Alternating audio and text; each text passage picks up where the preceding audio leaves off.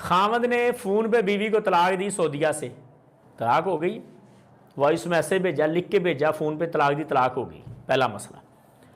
अब ये कह रहा मुझसे गलती होगी, मुझसे पछतावा हो रहा है मुझे, तो रुजू करे, शरीयत आसान है। अब अगला मसला कि निकाह कर दिया है इद्दत के बाद उन्होंने बच्ची का, तो फिर तो इसके पास कुछ भी नहीं हाथ मलने के अलावा, इद्दत ख़त्म होगी, निकाह हो गया, कोई अर्ज नहीं। दौरान इद्दत अगर किया है फिर यह दावा कर सकता है, फिर यह कह सकता है कि भाई मैंने रुजू करना था, इन्होंने क्यों किया, ये निकाह हुआ ही नहीं है दौरान इद्दत, फिर यह कह सकता है इससे लेके मुझे वापस करो, मैं रुजू करना चाहता हूं। दौरान इद्दत निकाह नहीं होता हज़रत साहब।